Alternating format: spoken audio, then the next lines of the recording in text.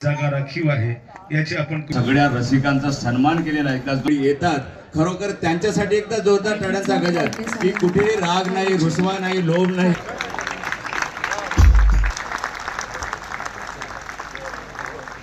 वाघाळा महानगरपालिका यांच्या संयुक्त विद्यमानं